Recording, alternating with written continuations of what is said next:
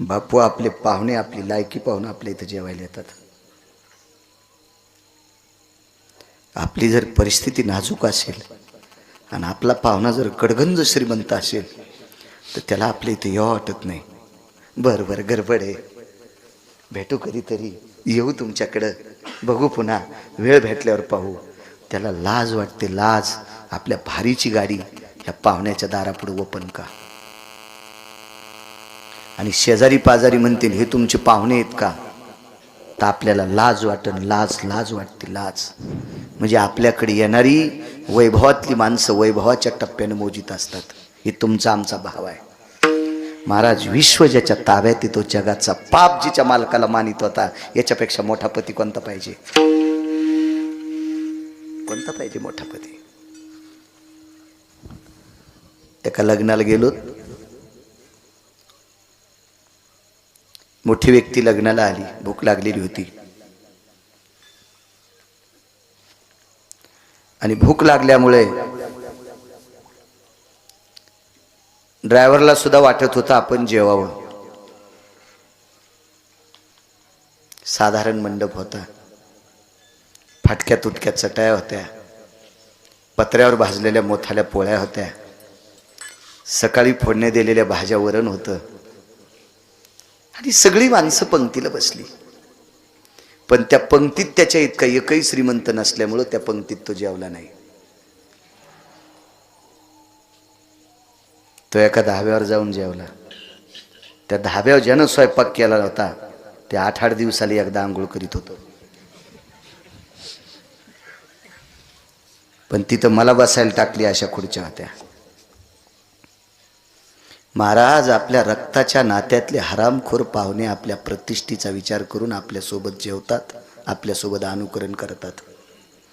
आपल्याला किती श्रीमंत करायचं आणि किती भिकारी करायचं ज्याच्या हातात जगाचा पाप. नामदेवरायच्या सोबत विटेवरचा खाली उतरला आणि पानग पानग पानग, भाजी नाही, मिठाच्या कड्यासोबत खाल्ली. पाषाणाची मूर्ती कापे थरा थरा, जीवी भरा भरा नाम्यासवे. काय अधिकार आहे ते? बाईनं सांगितलं, बाई तुम्हाला काय म्हणायचं ते म्हणा, पण त्रिभुवनात माझ्यासारखी वैभवशाली बाई कोणी नाही की जिला नामदेवरायासारखं पती आहे. नामदेवरायासारखं पती आहे.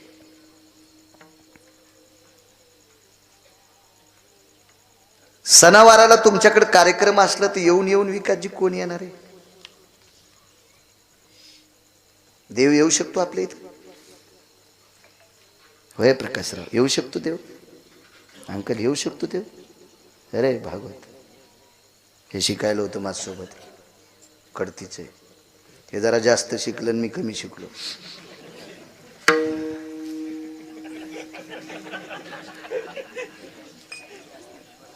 हा,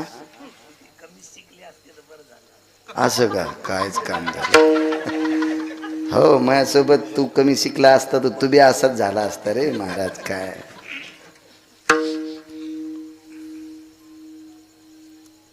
चला, जगाचा बाप दिवाळीच्या दिवशी दिगंबर दादा आंघोळीला. हो, जगाचा बाप नामदेवरायच्या घरी, जगाचा बाप. आणि काशीतले मालक सकाळी सकाळी पहिल्या पाण्याला आंघोळीला नामदेवरायच्या घरी. काय अधिकार असेल हो?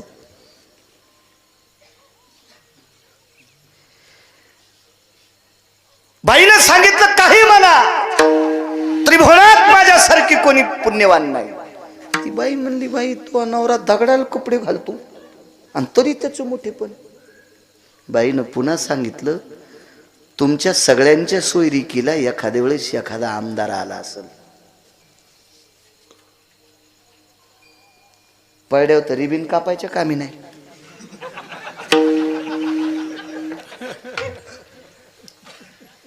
एखादा मंत्री आला असन,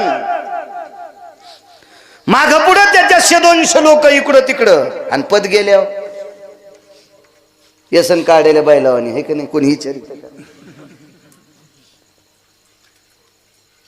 एखादा महाराज आला असल, लोकांच कशाला आपण दगड टाकायचे. एक जण म्हणला, आमच्या लग्नाला महाराज आलते. काय त्या महाराजाला अक्कल आहे? पैसे लय मोठे म्हणून लय अक्कल असती का महाराजाला? शक्यतो महाराजासाठी इतकं भळभळ जाऊ नका. तुम्हाला भळभळायचं असेल तर वारकऱ्यासाठी भळभळा, महाराजासाठी नाही. महाराजाला एवढी किंमत नाही. आणि महाराज ती व्हाची ताकद आहे का? धन्य महाराज, ती व्हाची तर आपली लायकीच नाही.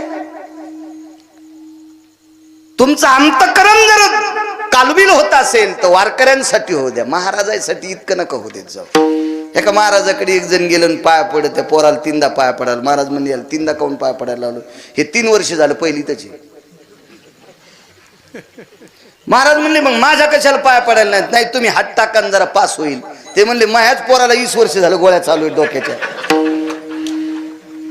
मग त्या महाराजाच्या पोराला जर डोक्याच्या 20 वर्ष झालं गोळ्या चालू आहेत तर त्याच्या पाया पडल्यावर तुमचं पोरग नीट होतं वय? पायाच पडायचं असेल तर मंदिरातल्या मालकाच्या पिंडीवर नमस्कार करा. पाया पडायचं असेल तर इथं जवळ नरशीला नामदेवरायाच्या पायावर डोकं ठेवा, समाधीवर डोकं ठेवा. इथं जवळ नागनाथाचा अधिष्ठान आहे, तिथं पाया पडा. वारकऱ्याच्या आयुष्यभर रामकृष्ण नामाचा जप केला. इथं एक कमाने गुरुवर्य, मला वाटतं श्रीराम महाराज निष्ठावंत वारकरी, आयुष्यभर रामकृष्ण नामाचा जप केला. अशा निष्ठावंत वारकऱ्यांच्या समाधीवर डोकं ठेवा, तुमचं कल्याण होईल. महाराज तर भजे ताळणाऱ्याला बी महाराज म्हणतात. हे वस्ताद महाराज आहेत, वस्ताद. हे मिरच्याचे भजे तळते ते महाराज. माळ एक त्याच्या गळ्यात. कोणाला महाराज कडीला मीठ नाही, कडीला मीठ नाही, गर्दी जमा झाली खिचडी कढी खाण्यासाठी. आता दुकानाहून मीठ आणण्यापेक्षा त्या वस्तादनं बनेलच कडीत टाकली. 15 दिवस झालं धुतलेली नव्हती, कडीला मीठ टाकायचं कामच नाही. आणि त्यालाही महाराज. एक माहिती आहे का तुम्हाला? पाया महाराजांच्या पडा म्हणलेत नाही, मस्तक हे पायावरी, मस्तक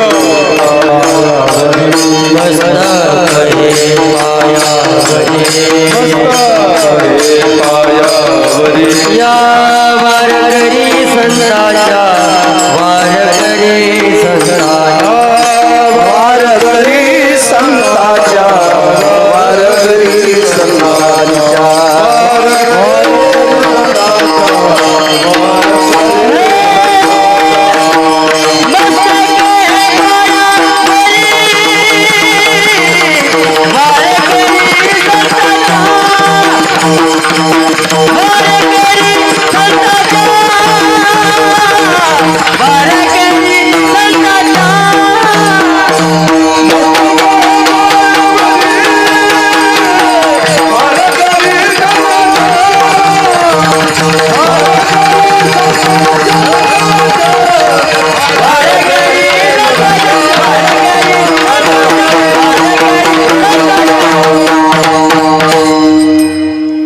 महाराजांच्या, पंडितांच्या, शास्त्रीच्या पाया पडायला नाही सांगितलं, फक्त आचार्यांच्या सांगितलं.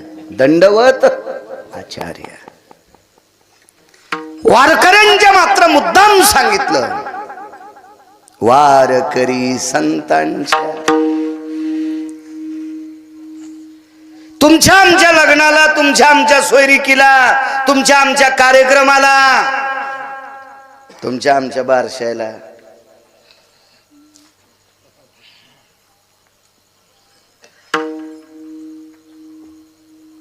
कोणी येईल कसराव काय सांगायचं नाही. राजाईनं चंद्रभागेच्या पात्रात त्या बाईला सांगितलं, बाई या मालकासोबत सोयरीक जमिन्यासाठी जगाचा बाप आलता ग, जगाचा बाप आलता, विश्वाचा बाप आलता ग बाई, पंढरीतला मालक आलता ग बाई, काशीतले मालक आलते. तर ती बाई म्हणली, काशीतले मालक कवा आले? पंढरीतले मालक आले की त्यांच्या डोक्यावर काशीवरचे मालक आहेतच. काशीतल्या मालकांची पिंड पंढरपुरातल्या मालकाच्या डोक्यावर आहे. जरा भान असल्यासारखं पंढरपूरला जात जा. निघाले आपले कसे ते चालले म्हणून मी चालले. निघली दिंडीमध्ये, शेंगदाण्याच्या पुड्या घी, राजगुऱ्याच्या वड्या घी आणि घाल थैलीत. आभाळानं राजगुराच्या वाड्याला पाणी सुटलं आणि शेंगदाणे फुगले, थैलीतून उगले. थैलीतून भैमुग उगला, थैमुग थैलीतून चालली पंढरपूरला.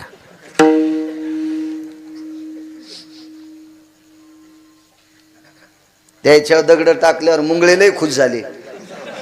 तुम्ही कुठे धोरणात येत? टेम्पो करणं, गाद्या टाकणं, स्वयंपाकाला आचारी, 52 अध्यायाचा ग्रंथ संगच. टेम्पो सगळं चंद्रभागेत जरी पुरलं तरी तुमचा उद्धार आहे का? आणि काय कळन तुम्हाला काशीतला मालक आणि पंढरीतला मालक? दिंडीचा मालक बी म्हणतो हे मोठे साहेब आहेत, पते खेळणार. ते 2 पंक्ती देतो ना, पंक्ती देतो म्हणून दिंडीवरचा मालक सुद्धा चोंभाळायला. या मालका सगळं चंद्रभागेत पुरलं तरी मोक्ष नाही. महाराज, गुन्हा करणाऱ्यापेक्षा गुन्हा करणाऱ्याला आपल्यात घेणारा 1 नंबरचा पापी असतो. 1 नंबरचा पापी असतो, 1 नंबरचा. पैसे कोणी देईल? माझ्यासारखा ढवळ्या कपड्यावाल्याकडे जर गेला निधी मागितला तर 50 कोटीचा निधी कुक्कुटपालन टाकायला मला एखादा मंत्री देईल. तुम्ही पाया पडताल का माझ्या? देऊ शकणार नाहीत ते मला. 50 कोटीचा निधी दिगंबर बाबा एखादा मंत्री देईन मला कुक्कुटपालन टाकायला. करावं मी तो धंदा? नाही. कसे पाया पडताल तुम्ही? कशाचे हरी घालताल? कधी कसे रामकृष्ण हरी म्हणताल? नाही. नियम आहेत, नियम आहेत, नियम आहेत. महाराज, पैसे भेटतेत म्हणजे काही नाही करायचं. आजही 2% हरामखोरी इतके पैसेवाले येतं. ते म्हणले महाराज कीर्तन झकास करा, काही दिवसाला एक घुंगर बांधतील आम्हाला, त्याच्या बायकाच्या साड्या देऊन नाशितील. मग ती करायचं का आम्ही? बरं ठीक आहे, अशा चुकीने पैसे कमवलेले ते किती, काय अर्थ तरी काय त्या गोष्टीला? नाही. आचरणाच्या चौकटीत जो असतो तो मोठा असतो. चला,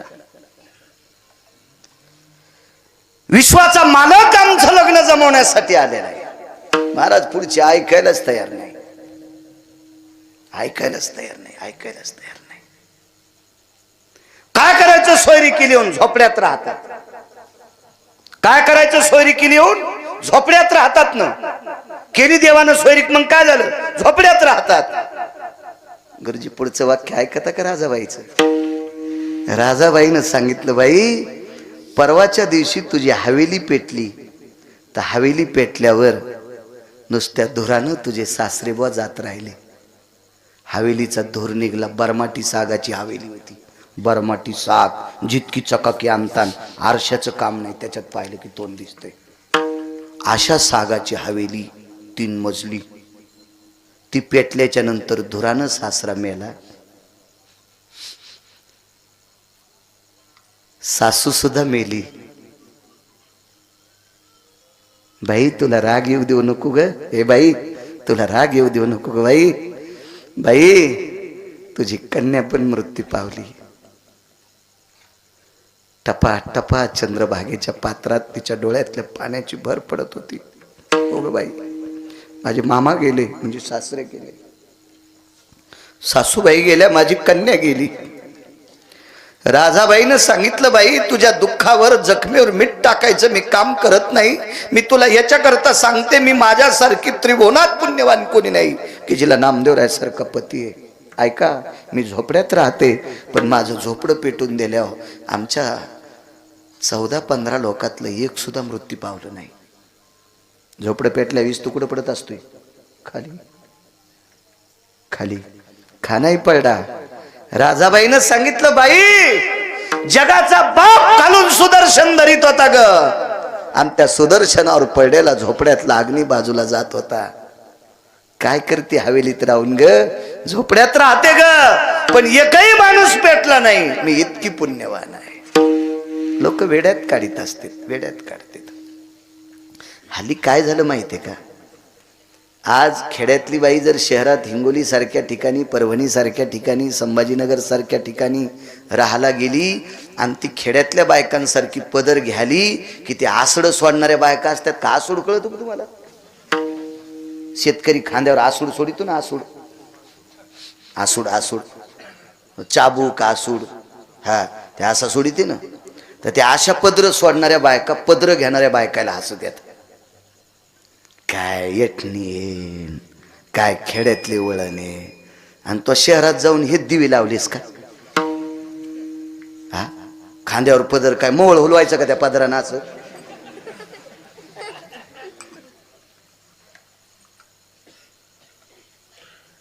एके दिवशी,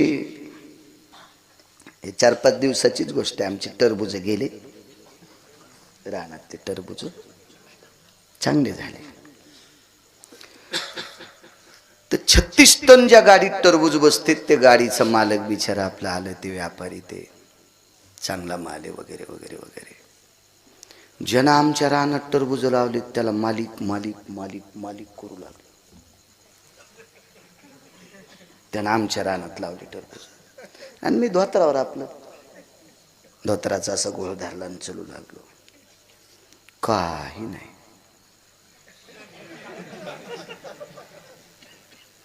मी जवळ गेलो, असं पाहिलं आणि त्याला विचारलं, अरे गाडीचं एमटी गाडीचं वजन केलं का रे? हो म्हणले, केलं. केलं म्हणले महाराज. ते बाया ते टोपले घेऊन आले, बाजू हटो.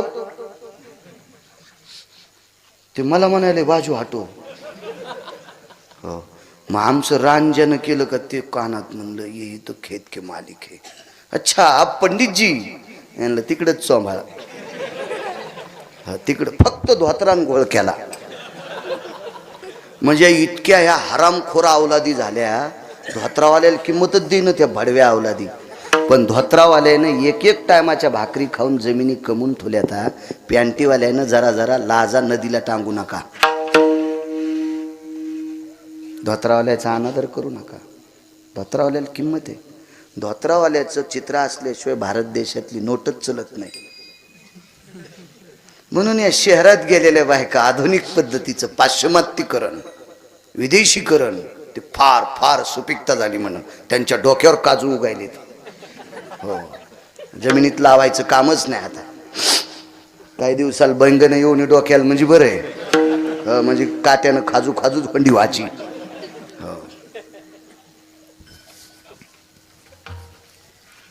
भारत देशाच्या न्यायाप्रमाणे, महाराष्ट्राच्या न्यायाप्रमाणे त्या पद्धतीनं राहणाऱ्या लोकांना ही काल परवाची वेड्यात काढतात, वेड्यात. पण नाहीत, हीच माणसं अधिकारी आहेत. कधी बी लक्षात ठेवा, जुनं ते सोनं आहे, येईल जुन्यावर काळ. थोडस थांबा. लवून चोपून पदर घेणाऱ्या बाईचे केस पिठल्यात पडतच नसते. पिठल्यात, चपातीत, भाकरीत केस कोण्या बाईचे निघतात? जिच्या डोक्यावर पदर नाही तिचे. कव्हा दातळ पुढंच, आरशा पुढंच. हो, चपाती तुटता तुटन तरी ते बैल म्हणला, महाराज तिला राहाचाच लय नाद आहे.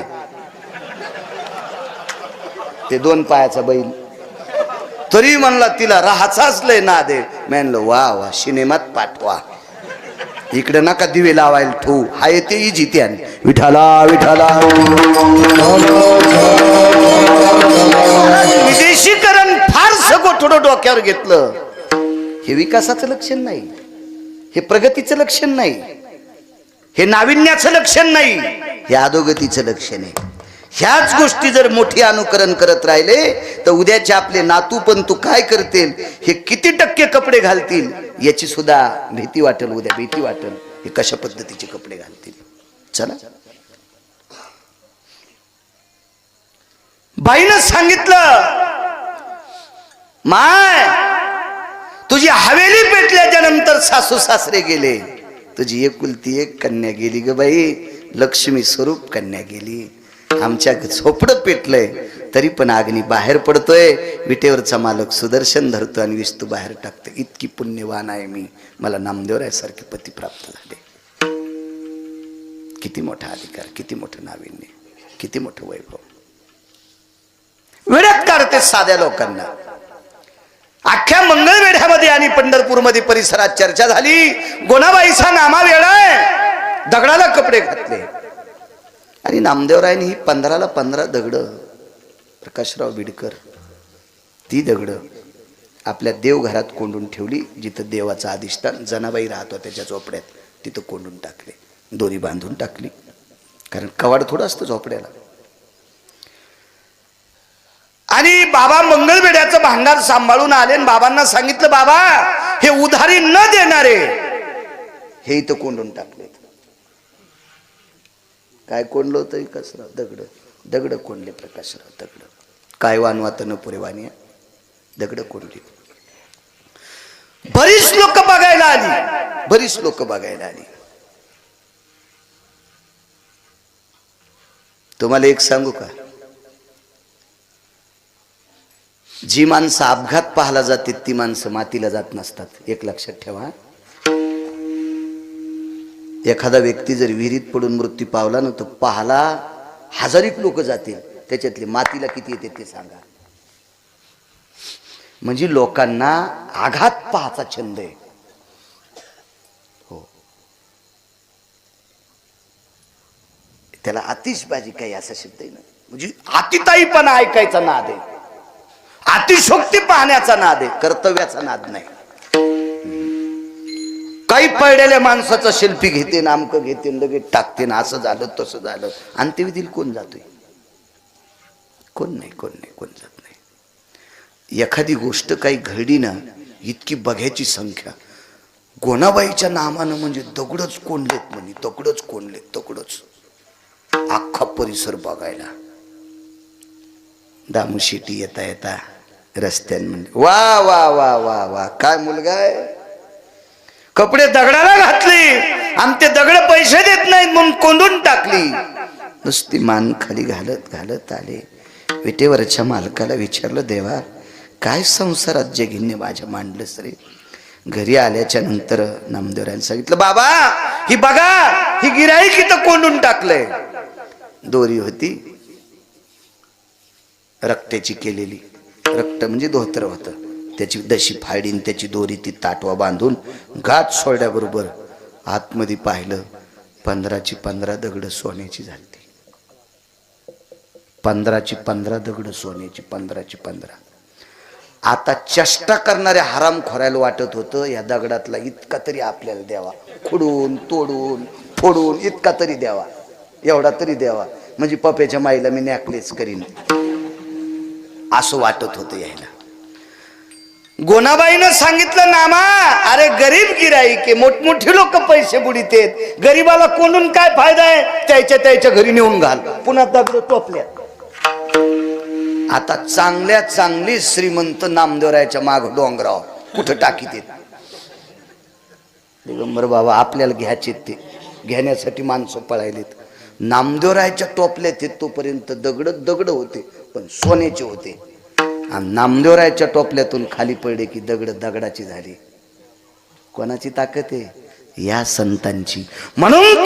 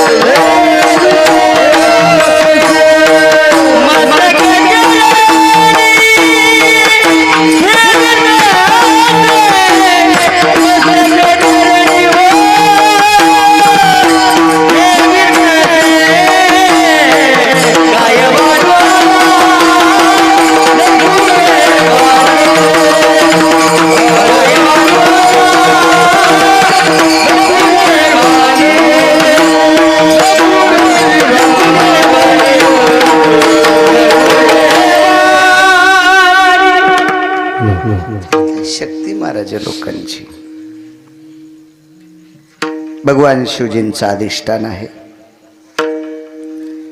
एकदा माझ्या मर्यादा पुरुषोत्तम प्रभू रामचंद्रांनी एका लिंगाची स्थापना केली. त्याला रामेश्वर म्हणतात. बरोबर आहे.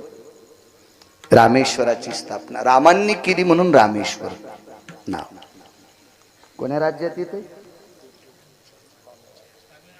तामिळनाडूमध्ये. हो हो. निदान आपले देव संत कोण्या राज्यात हे लक्षात ठेवा. हिरोण्या लेट होतात, नट लेट होतात, ते काय वाईट नसतं बिचारे.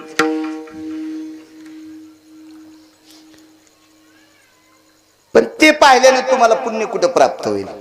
मोल देवनिया नटाचा तो वेश. कधी कधी संत आपले देव कुठं काय उद्या भविष्यात आपल्याला माहित असलं तर आपल्या लेकरांना नातवांना आपण सांगू. रामेश्वराची स्थापना केली. अडचणी किती पहा.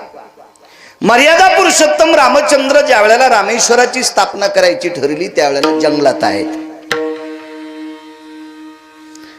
प्रभू रामचंद्राकडे माझ्याकडे जे रुमाल आहे का एवढा सुद्धा रुमाल नव्हता प्रभू रामचंद्राकडे तोंड पुसायला.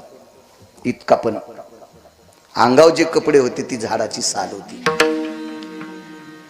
मला कपडे द्यायचेत, किती दिवस नेसवायचे किंवा कोण्या दिवशी दुसऱ्याच्या हाताने नेसवायचे हे दिवस लक्षात असेल ना. त्याला शेवटचा दिवस म्हणतात. आणि त्या कपड्या सगळं पेटून देतात किंवा दफन करतात. हा शेवटचा दिवस आहे. हे ज्याच्या हातात आहे त्याला तोंड पुसायला सुद्धा रुमाल नव्हता. कशी प्राणप्रतिष्ठा करायची शिवजीची? सोबत एकच व्यक्ती आहे, लखनलाल. मर्यादा पुरुषोत्तम रामचंद्रांचे बंधू शेषशाही भगवान एकच एकच. बाकी सगळे पशु आहेत गुरुजी, सगळे पशु. 18 पद्म वानर, 72 कोटी रीस आणि 56 कोटी गोलांगोल.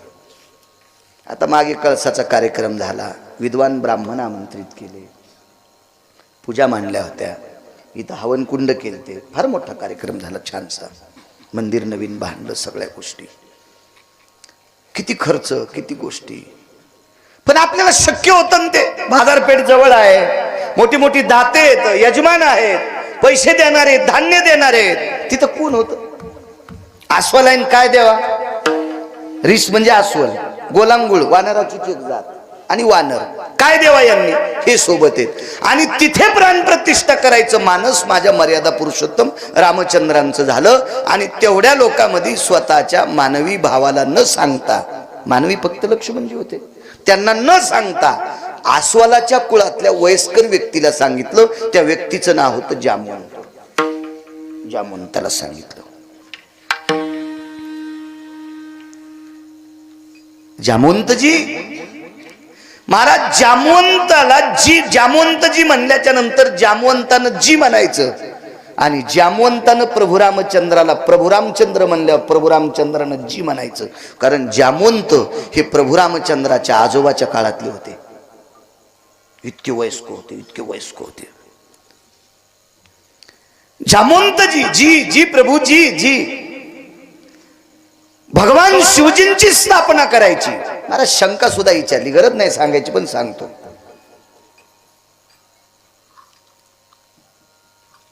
स्वयंपाक करताना बाईनं भाकर भाजता भाजता, चुलीवर भाकरी पचता पचता तंबाखूला चुना लावण्यापेक्षा लसूण सोलला तर बरं होईल. समज भाकर आता तयार पचायली आणि वेळ एक फालती उलटी करायला, तितक्यात लसणाच्या कातळ्या सोडायच्या, फोडणीला कामी येतील. मोहऱ्याजवळ घ्यायच्या, फोडणीला कामी येईल. पण भाकर पचूस तर टाइम कुठं घालायचा म्हणून तंबाखूला चुना लावला. कुठे नाही तसं. चांगल्या कामासाठी जरसा वेळ खर्च करतो. विचारलं, मर्यादा पुरुषोत्तम रामचंद्रांनी प्रभू रामचंद्रांची आपल्या भगवान शिवजीची स्थापना का केली? त्याचं कारण होतं महाराज, रावण हा प्रचंड विद्वान आहे. रावण हा प्रचंड शक्तिशाली आहे. रावण हा प्रचंड श्रीमंत आहे. बदलल्या 3 व्याख्या. विद्वान आहे, शक्तिशाली आहे आणि श्रीमंत आहे. या तीन गोष्टी ज्या वेळेला एकत्रित येतात का, बळेविना शक्ती बोलून, बळेविना शक्ती बोलून,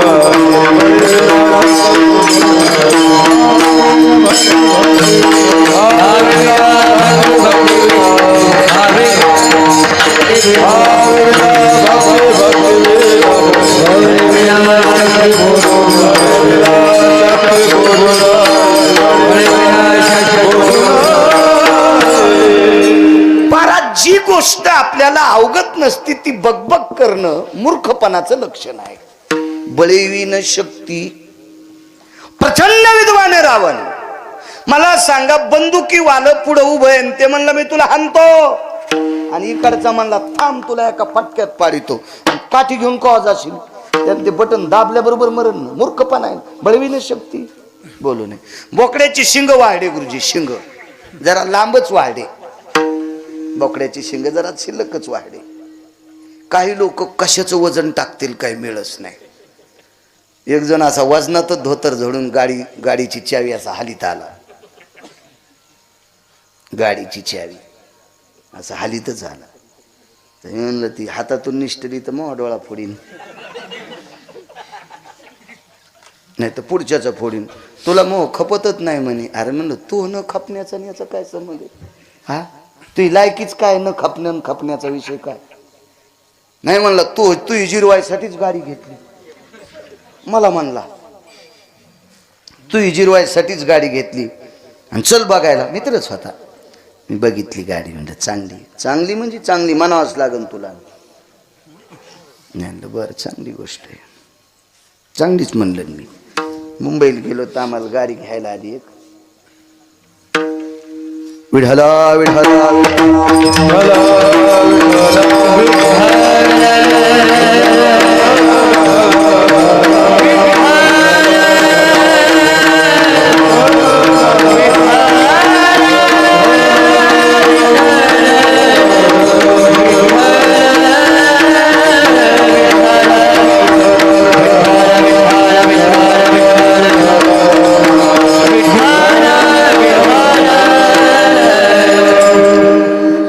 मंडप सोना सोना वाटत होता आज.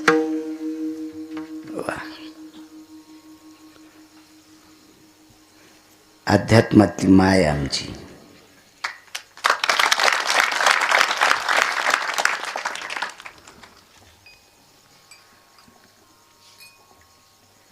गाडी आणली, वजन कशाचं बी आणायचं नाही.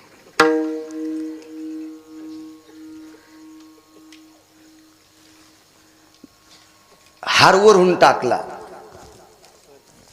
हार असा वरून टाकला आणि हाराकडं पाहिली आणि पुढचीला हळीत कुकू लावायली. तिच्या डोळ्यात गेलं बोट. म्हणजे तिला सांगायली मग हार पाय, पण तिनं तिचा हार पाहिलाच नाही. ती म्हणली हार, ते म्हणली बँटेकचा आहे. तुला कस काय कळाला?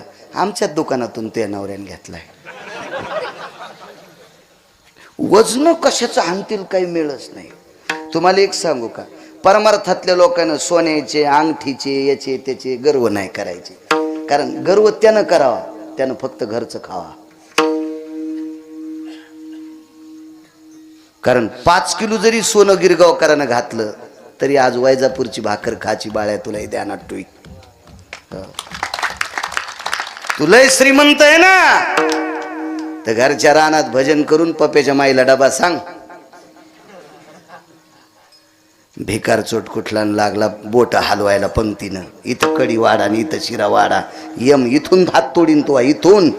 वेडावणी करायला का सुंबळ्या? विडाला विडाला. महाराज, आपल्या लोकांनी वजन फक्त आचरणाचं टाकायचं. दिगंबर बाबा विद्वत्तेचं पण टाकायचं नाही. कारण विद्वत्तेचं वजन चांगदेव टाकायला गेलते.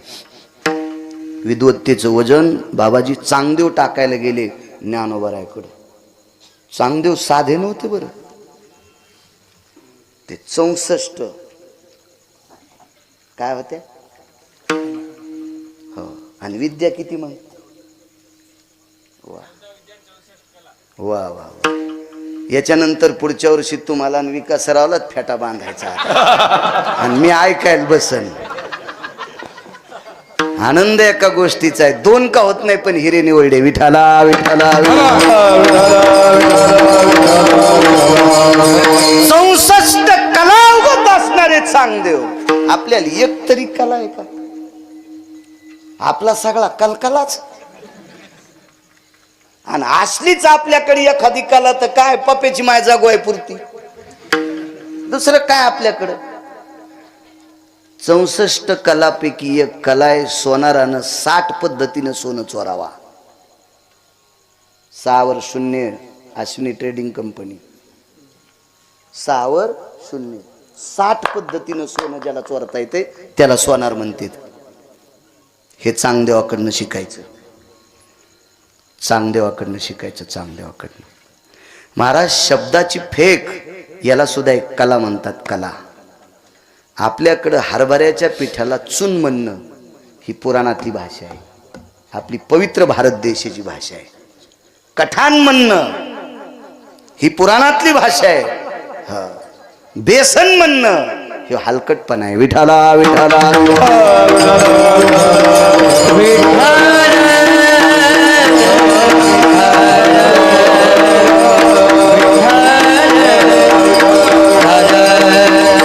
वजन हाणायचा नाद नको हाणू, वजन नको बस.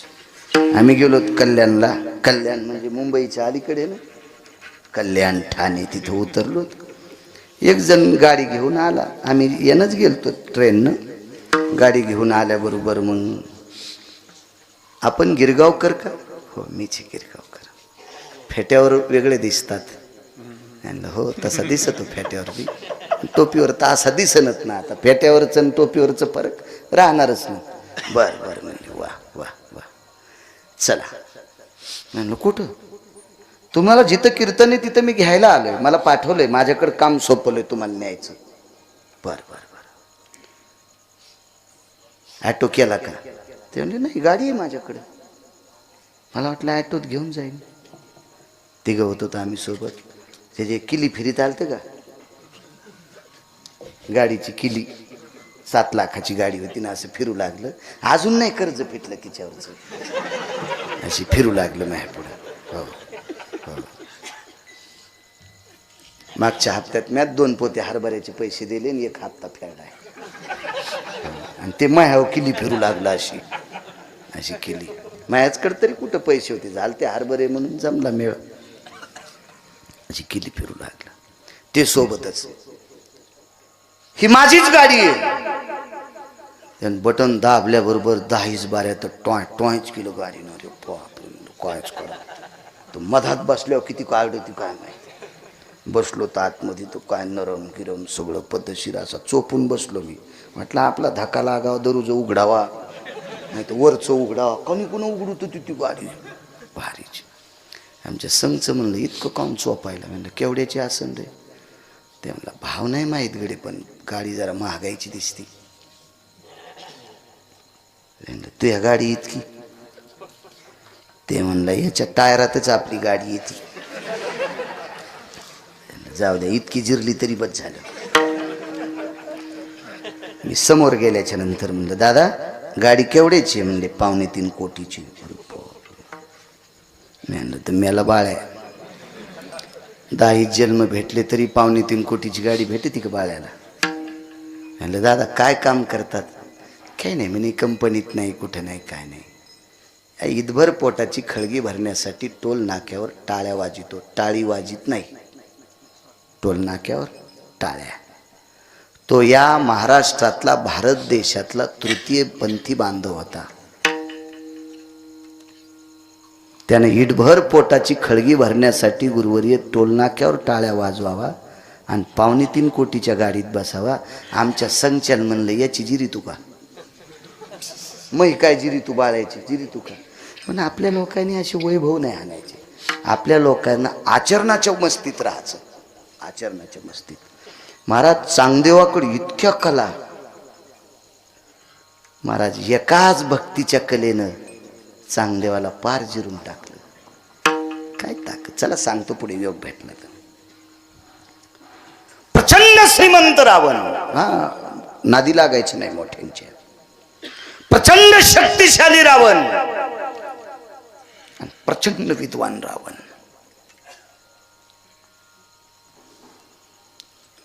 आणि त्या रावणावर भगवान शिवजींची कृपा होती. मर्यादा पुरुषोत्तम रामचंद्रांनी गुरुवर्य जामवंतजीला सांगितलं, जामवंतजी एवढा मोठा श्रीमंत विद्वान आणि शक्तिशाली रावण, आणि बाकीच्या पदव्या जाऊ द्या चुलीत, पण मुख्यतः रावणावर शिवजींची कृपा आहे, आणि या रावणासोबत भांडण करणं बळविणं शक्ती आपली ताकद नाही.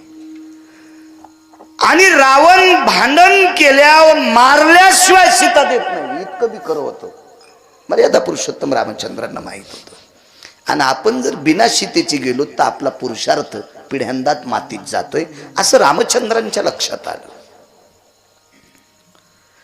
म्हणून जामवंतजीला सांगितलं, आपल्यावर सुद्धा शिवजींची कृपा व्हावी म्हणून समुद्राच्या तीरावर एका ज्योतिर्लिंगाची स्थापना करायचं ठरवलं.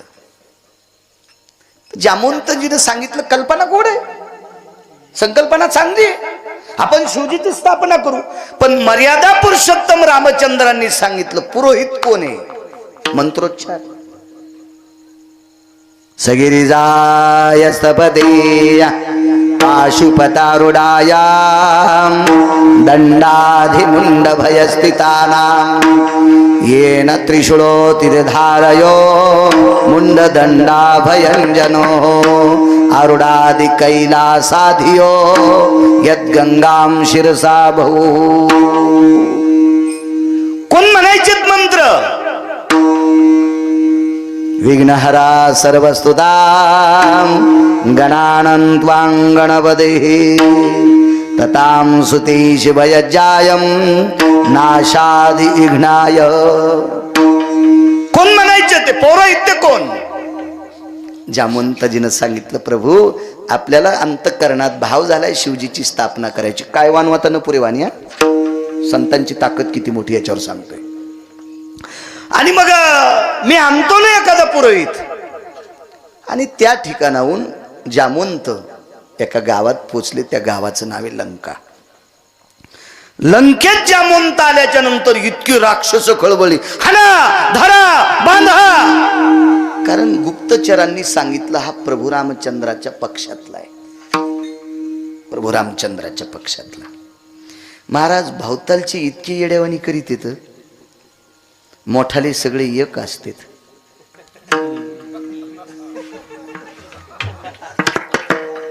आता दिल्लीचं तुम्हाला एक माहिती आहे का? आता संमेलन झालंय दिल्लीचं, आता सध्या काल परवा मराठी संमेलन. या संमेलनामध्ये देशाचे पंतप्रधान शरद पवारांना पाण्याची बॉटल हातात देतात. चष्मे काढून बघा ना जरासा व्हिडिओ. मोठी माणसं इतका मोठ्यांचा आदर करत असतात. हे दात पडलेले कुत्रे कोणाला आडसत येत, पुढच्याचं रगत निसत नाही, याच्या वाटाळीचं रक्त निघल्याशिवाय राहत नाही. हे खालचेच कुत्रे, याला डस त्याला डस आमक्याला डस. महाराज मोठ्यांचा आदर्श घ्या, मोठी मोठी असतात. हा बायको सतारभाईच्या मिरच्या तोडायला आणि मुसलमानाच्या घरच्या मिरच्या कष्टानं तिनं आणल्या, आणि त्या ठेशा संग भाकर खातू आणि विमानात फिरणाऱ्याची खाली चेष्टा करतो. त्याचं काय खरंय? तू ह्या बोखंडी उपडन विमान एखादी येड्यावानी कशाला डोकं लाई तू कोणाची चेष्टा करायची? मोठ्यांचा आदर्श घ्या, मोठी मोठी असतात मोठी. महाराज रावण 65 पायऱ्या उतरून खाली आला. आतापर्यंत रावण कोणाकरता खाली उतरला नव्हता, फक्त जामवंताच्या करता खाली उतरलाय. आणि रावणाच्या नगरीतले म्हणले, धरा हाना मारा. रावण म्हणला, ए शांत बसा, माझ्या आजोबा पंजोबांचे मित्र आहेत, आजोबा पंजोबांचे मित्र आहेत. खाली उतरल्याबरोबर वाकला रावण. पण जामवंतानं उजवा हात वरचीवरीच घेतला. नका म्हणले, तुम्ही पाया पडू नका माझ्या, तुम्हाला प्रणाम. आणि आलिंगन दिलं, कडकडाटून आलिंगन दिलं. चुटकी वाजल्याबरोबर खुर्ची टाकली सोन्याची. पधारिये, बैठिये, आसन ग्रहण करिये. अरे जामवंताला कोणाला जामवंत म्हणायचं? जामवंत सोन्याच्या खुर्चीवर बसलेत नाही गुरुवर्य. जामवंतानं विचार केला, मी ज्याचं भजन करतो त्याच्या अंगावर झाडाची साल आहे, आणि सेवकानं सोन्याच्या खुर्चीवर बसणं, चंद्र सूर्य येतोपर्यंत पूर्वज थुकतील. मोठ्यांचा आदर्श असा असतो. मोठ्यांचा काही काही तर बाबा महाराजाला गादी टाकल्यावर त्याच्या मांडीवर बसून पुढची काजू वाढायची तयारी.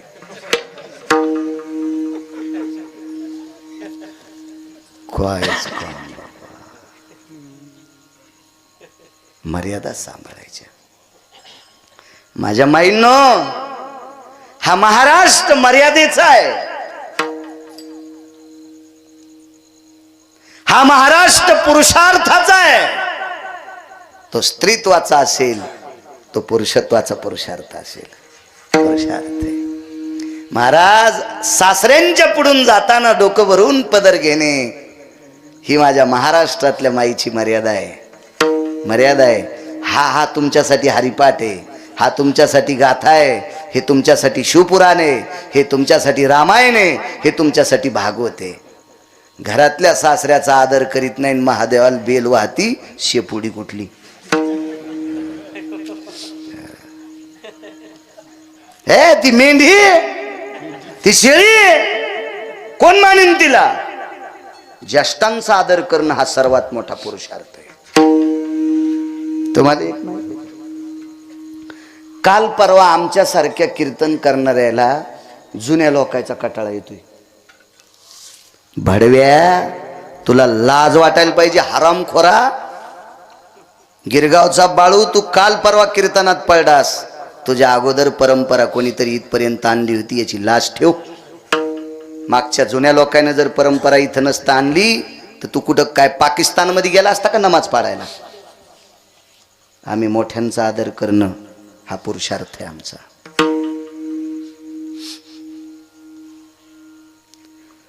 आणि आम्हाला भारीच्या गाड्या भेटत्यात आणि मागच्या परमार्थिक जुन्या लोकांना भारीच्या गाड्या नाहीत. याचा अर्थ आम्ही मोठे नाहीत असं नाही बरं का. मला सांगा, आपल्या बापदाद्याच्या काळामध्ये बऱ्याच सासा बैलगाडीनं दवाखान्यात गेल्या.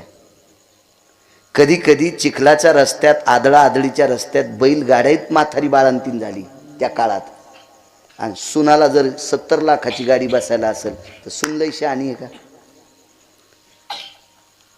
कंटुले, तू 70 लाखाच्या गाडीत जरी हिंगोलीला जात असेल, पण तू ज्याच्यासाठी कुंकू लावतेस तो पांदीला बैलगाडीत जन्माला आलाय, याचं भान ठेव.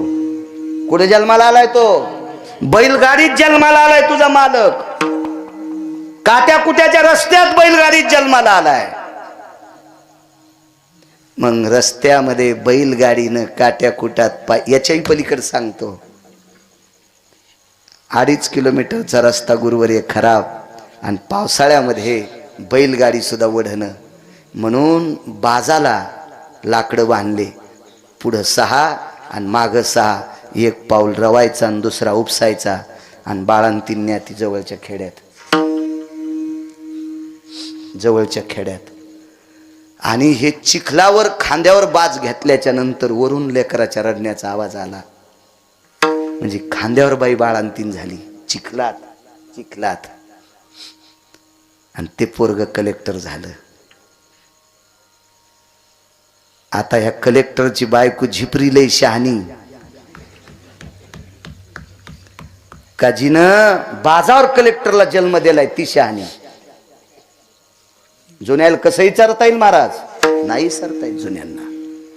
मोठ्यांचा जे अपमान करतेत का, ते हरामखोरायचा दिवा लय दिवस चमकतच नसतो. विठाला विठाला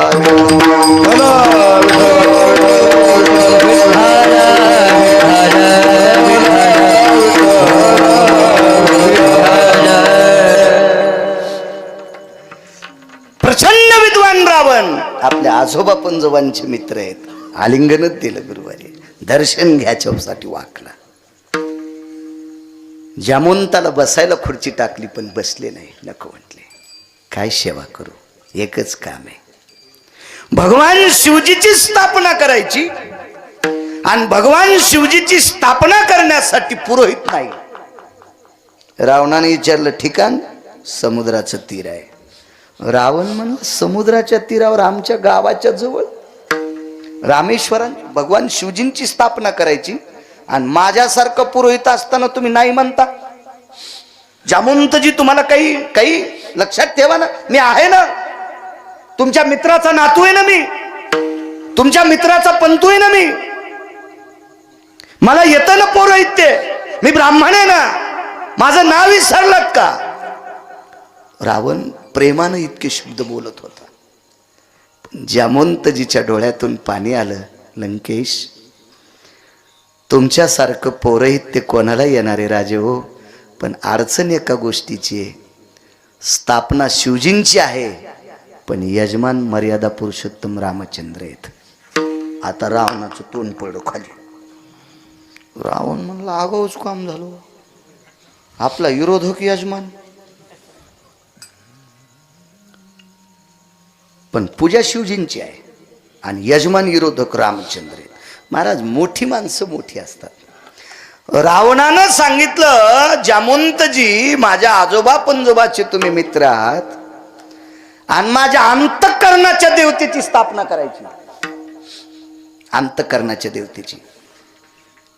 गुरुजी एक लक्षात ठेवा, म्हणजे तुम्हाला शिकवायला असं नाही का, माय काय लायकी तुम्हाला शिकवायची, पण आपल्या वारकरी संप्रदायाचे संस्थापक अध्यक्ष कोण असतील तर भगवान शिवजी आहेत. आपल्याला त्यांच्यामुळे भजन करता येते.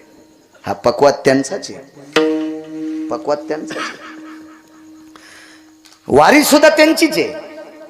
मला उद्याचं कीर्तन मागत होते तुम्ही, पण महिन्याच्या वारीला असतो पंढरपूरला, त्याच्यामुळं मग इथलं कीर्तन करून मग कधी जायचं? दशमीला संध्याकाळी रस्त्यात कुठं असलं ते एखादं कीर्तन करून तिकडं जातो, पण इकून जाऊन मग दूर होतंय, त्याच्यामुळं मग आजचं मागितलं, नाही तर उद्याचं जास्त विकासराव मागत होते. माफ करा, त्याच्यामुळं दिलं नाही उद्याचं. ही जी वारी आहे ना, ही शिवजींचीच आहे. संप्रदायातलं जे जे आपण भोगतो का गुरुजी, ते सगळं शिवजींचं आहे. एका जनार्दनी वैष्णव शिरोमणी महादेव, शिरोमणी महादेव, शिरोमणी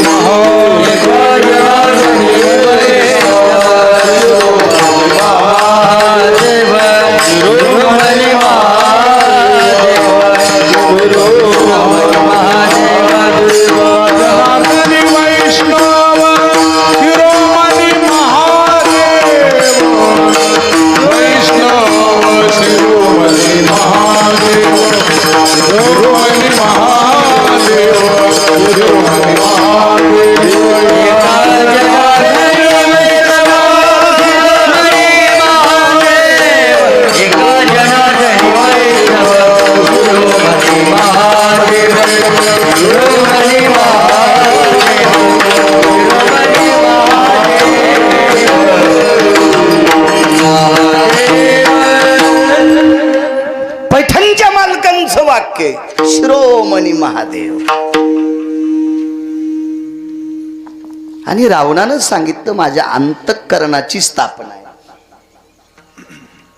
यजमान कोणी असला तरी हरकत नाही, पण पौरोहित्य मी करणार. दुसरा प्रश्न पडला, लंकेश पूजेचं साहित्य काय लागेल? आता मागच्या वेळेस जे कार्यक्रम केला इथल्या लोकांना माहित झाला असेल, खारका किती, वाट्या किती, सुपाऱ्या किती, बदाम किती. बाबा, आपणही वरी रामचंद्राची स्थापना केली मागे लॉकडाऊन मध्ये. मी आलतो त्या कीर्तनाला. लॉकडाऊन मध्ये पहिलं कीर्तन हिंगोली जिल्ह्यात बाबांच्या तिथं झालं, पहिलं कीर्तन. तिथं यज्ञ हवन विधी आदी करून सगळं काही होतं, सामुग्री तर लागणारच नाही. जामवंतजीने रावणाला विचारलं, लंकेश सामुग्री काय? मोठी माणसं किती मोठी असतात आता लक्षात घ्या, रावणाच्या विद्वत्तेला कस लावा. रावणानं सांगितलं, गुरुवर्य जामवंतजी, आजोबा पंजोबाचे मित्र आहेत प्रकाशराव. गुरुवर्य जामवंतजी, ज्याचा यजमान जंगलात आहे, ज्याचा यजमान वनवासात आहे, ज्याचा यजमान पराधीन आहे, त्याच्या पुरोहितानं सामग्री न्यायची. काय विद्वत्ता असेल हो. प्रभू रामचंद्र जगाचा बाप आहे, वनवासात. प्रभू रामचंद्र विश्वाचा बाप आहे, वनवासात आहे. आणि दिगंबर दादा पराधीन आहेत. रामचंद्र काय पराधीन. कुठलं पराधीनत्व? कारण पितृ आज्ञे करता वनवास होता. महाराज शोकानं जर वनवास असता तर वलकल्ले फेकून दिले असते, अयोध्येत गेले असते आणि सामग्री आणली असती. पण वापस जाता येत होतं का? पराधीन. म्हणून एक अभंग जरी नसेल तरी एक वाक्य, पराधीन आहे जगती दोष ना कुणाचा. गोड वाटलं वाक्य आहे का नाही? चला अभंगात जरी नसेल तरी पण गाण्यापेक्षा बरं, गाण्यापेक्षा बरं आहे. पराधीनत्व आहे, वल्कल्यधारी आहे. दुसरी चौथा मुद्दा एक आहे, ज्याचा यजमान यती आहे, ज्याचा यजमान योगी आहे, ज्याचा यजमान तपी आहे, ज्याचा यजमान मुनी आहे, त्याच्या पुरोहितानं सामग्री आणली पाहिजे. हे फक्त रावणाकडून शिकायचं.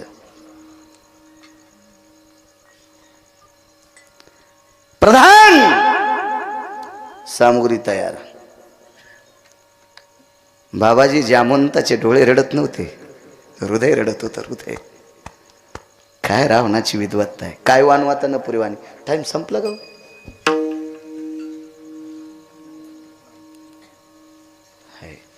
9 मिनिटं बाकी आहेत.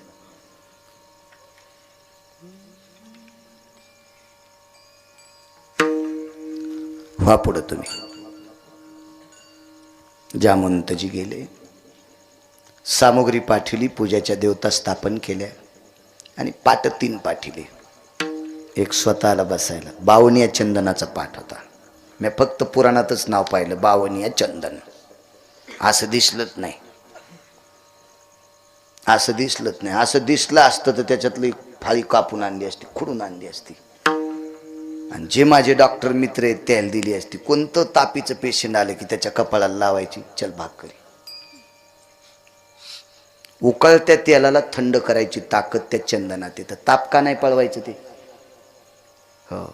ललाट स्पर्शाना मिती भावनी हा ज्वरा तिजा येते नैवम गांजा कसम लिखितम. हो, नैवम गिरगावकर लिखितम. इतकी ताकद. हे 3 पाट आणले सोन्याच्या फिरके त्याला. रावण स्वतः एका पाटावर प्रभू रामचंद्र बसले. पण रामचंद्रांच्या बाजूला एक पाट टाकला. रामचंद्रांना शंका आली, हा पाट कोणाला टाकला असेल? बायको तर एकच आहे आणि ती याच्या ताब्यात आहे. अशोक वाटिकेत याच्या ताब्यात आहे ना. मग या पाटावर कोण बसणार? आणि कोणाची हिंमत आहे प्रभू रामचंद्राच्या बाजूला पाटावर बसायची? शंका 8-9 येतात. 2 सांगतो तुम्हाला. प्रभू रामचंद्राला 2 शंका. आपल्याकडं यजमानाच्या हातात कंगन बांधित असते आणि त्या कंगनातल्या पुढचा दोरा त्याच्या पत्नीच्या हातात बांधित असते. आधी यजमानाच्या बायकोला नसते बांधित. आधी यजमानाला लग्न झालेलं असलं तर त्याला बांधित असते. मला वाटतं लग्नाच्या बाबतीत पण असंच. मंडपात जाऊस तर नवरदेवाच्याच कपाळाला बाशिंग असते. अंकल तुमचं बी असंच झालं असेल ना? विकासराव, मी होतो ना तुमच्या लग्नाला, असंच झालं. मग नवरदेवाचं सोडून नवरीला देते. आधी नवरदेवालाच असते. रामचंद्राच्या हातात कंगन बांधून अर्ध कंगन हातावर ठेवलं आणि पाठ बाजूला. तर प्रभू रामचंद्राने विचार केला, हे अर्ध कंगन तर पत्नीला असते, पण याला काही प्रश्न करावा आणि याला राग आला ते निघून जायचो. आणि मग कोण शिवजीची पूजा करील? काहीच नाही बोलले. तरी पण आता चंदन. तिलकंज महत्पुण्यम पवित्र पापनाशनाः, अक्षदंज महत्पुण्यम पवित्र पापनाशनाः असे मंत्र वगैरे. यजमानस्तो ललाटम प्रपटले, असा सुंदरसे मंत्रोच्चार असतो तो. मी म्हणत नाही आता, पण कार्डावर असल्यामुळे ते डिलीट होत नाही ना. 27 वर्षापूर्वी करत होतो, 27-28 वर्षापूर्वी, आता नाही. मेमरी कार्ड चांगलं दिलं मालकानं, डिलीट होत नाही ते. आणि मग रावण उठले. आता रावणाला आरुतूर बोलायचं नाही. आज रावण लय धोरणात आहे. आज रावण लय धोरणात आहे. नाही तर मेरी याच रावणाला रावण्या पण म्हणत असतो. आज नाही, आज धोरणात आहे रावण. शहाण्या शेतकऱ्यानं बैलाला चाबूक त्याच दिवशी उभा राहावा. एक तर दांडीवर पडावा, त्याला आत पडणं म्हणते, नाही तर बाहेर पडावं, त्याला शिवळावर पडणं म्हणते, नाही तर उरफाटून घेणं म्हणते, नाही तर बसणं म्हणते. तवा शेतकऱ्यानं चाबूक खाण्याचा दिगंबर दादा. पण बैल जर असा दोरीत चलत असेल तर चापकाला हातच लावायचा नाही. तरी माणसं पाहिलं घातलं दुसऱ्याच्या हळदीत. काही लय नाद असतो. चांगलं घोडं चलू लागलो, मस्त तिसऱ्या चालीत घोड टाक टाक टाक टाक टाक टाक टाक टाक टाक घोडं, आणि पुढे चौकात माणसं दिसले की टाच आणली, गेलं घोडं बाराशीत, हे खालीन घोडं वरून. आणि मग घोड्याला म्हणलं तुम्हाला कवाच पाडीत नव्हता ना आज काऊन पाडलं? ते म्हणजे तुम्ही कवा टाचा हानीत नव्हते ना आज काऊन हाणले? मी चांगलं चुरू लागलो ना, काऊन टाचा हाणल्या? आज रावून धोरणात आहे ना, त्याच्यामुळे आपण बी त्याला कशाला टाचा हाणायच्या, धोरणात आहे रावण. रावण उठले, घरी आले.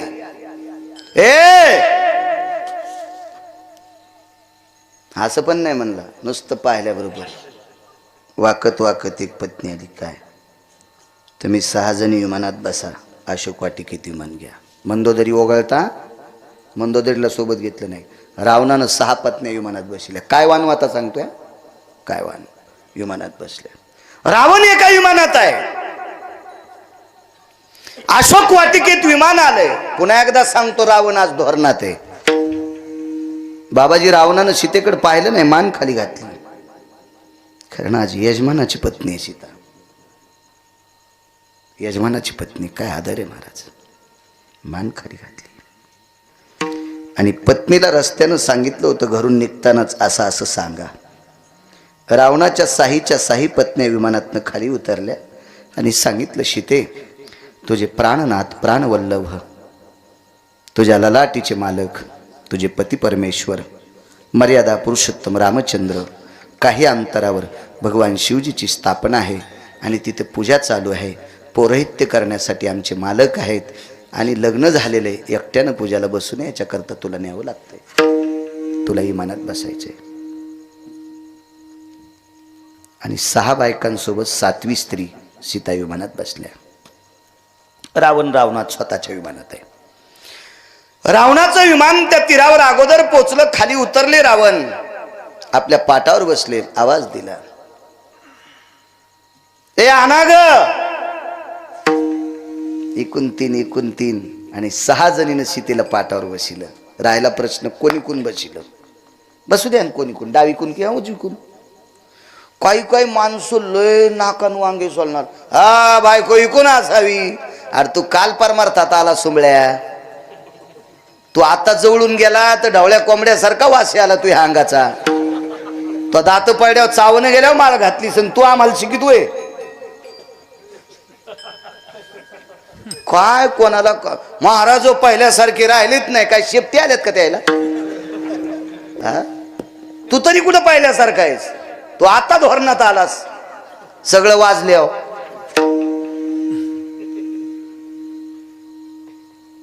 तेव्हा एखाद्या पुरोहिताला, एखाद्या विद्वानाला अपमान तर करायची आपल्यात ताकद नाही, पण माहिती नसणारी गोष्ट शिकवायची सुद्धा आपल्यात ताकद नसते. वारकरी संप्रदायाच्या दंडकानुसार पत्नी डावीकडे असावी. आईसाहेब सुद्धा दोघांच्या डावीकडे होत्या. अर्धांगी पार्वती डावीकडनं, वामांगी रखुमाई डावीकडनं. आणि पुराणाचा जर दिलासा घेतला, शास्त्राचा वेदाचा, तर उजवीकडनं सुद्धा बायको बसवता येते पूजेला आणि डावीकडनं सुद्धा बसवता येते. कारण दोन्हीपैकी एक अंग पतीचं असतंय. हे मधात कार्य करायचेच नाही. चला पुढे. आईसाहेब बसल्याबरोबर प्रभू रामचंद्राला वाटत होतं आपण रावणावर काय ओवाळून टाकावा. पूजा आटपली. आणि पूजा आटपल्याच्या नंतर दक्षिणेचा संकल्प सुटला. काय होतं द्यायला? रुमाल नाही तोंड पुसायला. काय द्यायचंय? बाबाजी पाणीच खाली पडत नव्हतं. रावणानं सांगितलं आशीर्वादाचा आशीर्वाद देऊन टाका. तुमचा जो संकल्प आहे का त्याच्यात आशीर्वाद देऊन टाका.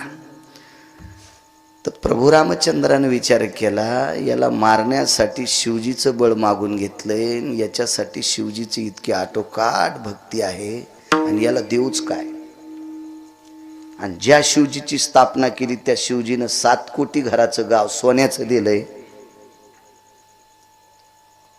आणि आपण काय द्यावा. बरं जंगलात येत आपण. रावणानं सांगितलं ज्याचा यजमान जंगलात आहे तिथं पुरोहितानं त्याला काही मागायचं नसते, काय मागायचं नसते, काय मागायचं नसते. ठीक आहे, सुटला संकल्प. पण पत्रकार लय भयानक बोलणारे असतात.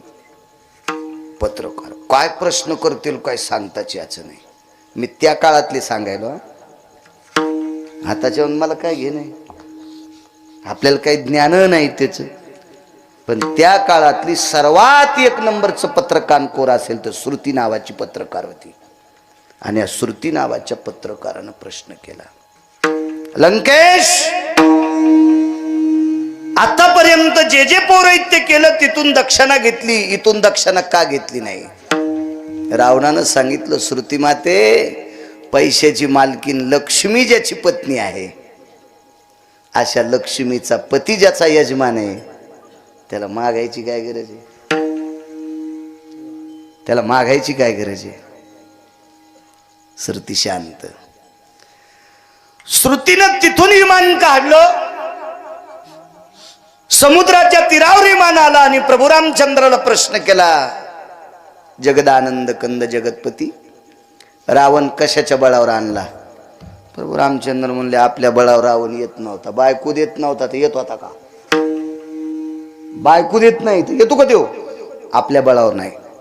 विमान अशोक वाटिकेत गेलं. सीता वापस नेली बरं पुन्हा. लैर गेली ते, त्यानं वापस नेली. प्रभू रामचंद्राला वाटलं आता पूजेला आणलं आपल्यालाच देतं का, तर रक्तपात करायचं कामच नव्हतं. गुरुवार त्यानं पुन्हा वापस नेली सीता, अशोक वाटिकेत नेऊन ठेवली. श्रुतीचं विमान पुन्हा तिथं. आई साहेब बोल माय, रावण कशाच्या बळावर आणला. तिने सांगितलं मला काही माहित नाही. मला त्याच्याच पत्नी न्यायला आल्या, मी पूजा केली, त्याच्याच पत्नीने पुन्हा इथं आणून डांबून ठेवले राक्षसनीच्या दाताचा वास घेत. त्या राक्षसनी का पेढा खात होत्या, का बासुंदी खात होत्या, का त्या घी चावल खात होत्या. त्या राक्षसनी झोपी गेल्याच्या नंतर असे तोंड इचकून झोपायच्या तर त्याच्या खिंडीतलं मांस खाऊ खाऊ उंदर बोकेवानी झालते. त्याच्या थोतरायचा वास किती येत असेल. आणि अशा राक्षसनीच्या वासात मला डबल आणून ठेवले. आणि माझ्यासाठी रावण कशाला येतो. विमान पुन्हा लंकेत. लंकेश रावण म्हणला आलो. पत्रकार बोला, श्रुती माते बोला. मर्यादा पुरुषोत्तम रामचंद्रांची फौज पाहून, मर्यादा पुरुषोत्तम रामचंद्राची शक्ती पाहून मरणाच्या भीतीनं तुम्ही रामचंद्रांचं पौरोहित्य करण्यासाठी गेलात. तोंड सांभाळून बोल म्हणे श्रुती. जीव गेला तरी हरकत नाही पण रामाला भेट नाही. रगिल होत ते, रामा करता गेलो नाही. दुसरा प्रश्न केला जयस्वाल. लंकेश 80,000 पत्न्या आहेत तुम्हाला, पण सीतेच्या सौंदर्याचा मोह सुटलेला दिसत नाही.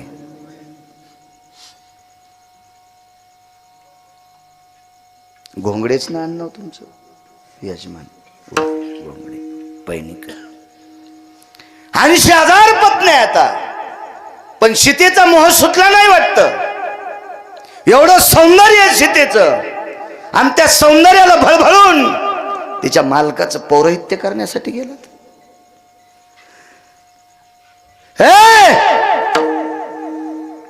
माझ्या पत्नीच्या पायाला चिटकलेल्या मातीच्या कणा इतकं पण सौंदर्य सीतेकडे नाही. असं गिरगावचा बाळू इचकीत नाही. पुराण सांगते, पुराण. इतक्या सुंदर रावणाच्या पत्न्या होत्या, म्हणून आपल्या गाथ्यात सुद्धा पुरावा आलाय.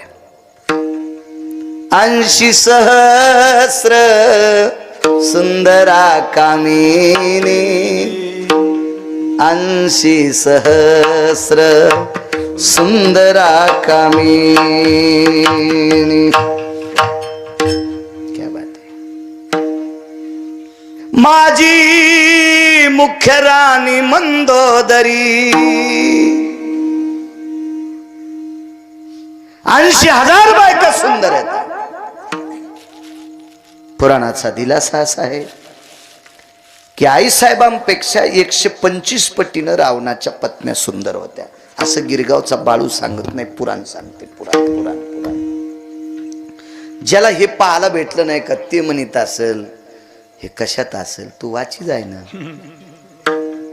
तू वाचव ना, सापडेव ना, दुसरं सापडेव. सापडेव तुला सापडल, कशात तरी सापडल, पण वाचित राह. एका बाईनं पुऱ्या केल्या, पुऱ्या पुऱ्या पुऱ्या केल्या. तर पुऱ्या केल्याच्या नंतर 7 दिवस भागवताला होतं. तर ते बाई म्हणली काल कोणाकडे होतात, उद्या आमच्याकडे. काय केलं त्या बाईने, म्हणलं किरणपुरी.